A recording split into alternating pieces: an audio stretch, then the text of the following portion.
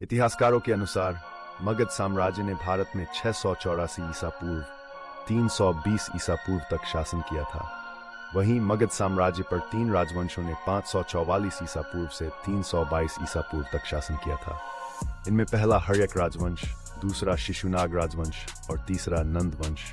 आपको बता दें कि मगध साम्राज्य का उल्लेख भारत के कई प्राचीन ग्रंथों और लोक कथाओं में मिलता है। पौराणिक टेल्स में आप सभी का स्वागत है। इसे ही रोचक वीडियो के लिए हमारे चैनल को सब्सक्राइब करें और बेल आइकन को दबाएं ताकि यही नोटिफिकेशन मिल सके। मगध साम्राज्य का उदय और विकास। मगध राज्य अपने गौरवशाली इतिहास, वीर योद्धाओं और विशाल साम्राज्य के लिए जाना जाता था। प्राचीन भारत के इतिहास में कई छोटे बड़े राज्यों की सत्ता थी, लेकिन मगध साम्राज्य का अपना एक विशेष स्थान रहा है। प्राचीन भारत में शिष्ट महाजनपद थे। इन महाजनपदों में छोड़ महाजनपद बुद्ध के समय एवं परिवर्ती काल में उत्तरी भारत के सबसे शक्तिशाली महाजनपद थे। इनमें कौशल जनपद, वत्स जनपद, अवंती जनपद और मगध जनपद भी शामिल थे।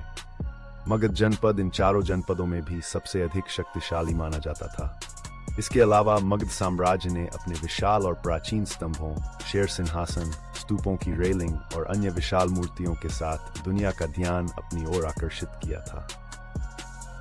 इस राज्य की स्थिति मूल रूप से दक्षिण बिहार में थी, जिसके अंतर्गत आधुनिक पटना तथा गया जिला शामिल थे। समय के साथ इसे परिवर्तित कर राजगृह बना दिया गया था और इस दौरान कई महत्वपूर्ण कारकों ने अपना योगदान दिया, जैसे उपजाऊ मैदान, कृषि में लोहे का प्रयोग, वन क्षेत्र, प्रचुर मात्रा में खनिज संसाधनों की उपलब्धता आदि। इन सभी से साम्राज्य को बहुत लाभ पहुंचा। ऐसे में मगध महाजनपद में अन्य 3 शक्तिशाली महाजनपद कौशल, वत्स व अवंती भी शामिल हो गए और इस तरह मगध महाजनपद से एक विशाल, समृद्ध और शक्तिशाली मगध साम्राज्य का निर्माण हुआ। मगध साम्राज्य के उत्थान के प्रमुख कारक। 6वीं शताब्दी ईसा पूर्व के दौरान भारत में सबसे बड़े साम्राज्य मगध साम्राज्य का उदय हुआ और इसका श्रेय कई महत्वाकांक्षी शासक जैसे बिंबिसार, अजातशत्रु और महापद्मनंद को दिया जाता है।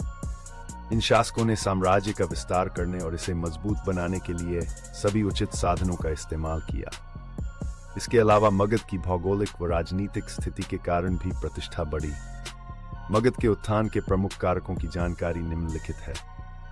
आर्थिक समृद्धि एवं सैन्य सुधार। मगध के ऊपर प्राकृतिक संसाधनों और उपजाऊ भूमि का आशीर्वाद था, जिसके कारण विशाल कृषि राजस्व ने मगध की सेना को और मजबूत कर दिया। ऐसे में फसल उत्पादन शासकों के लिए धन का एक आवश्यक स्रोत बन गया।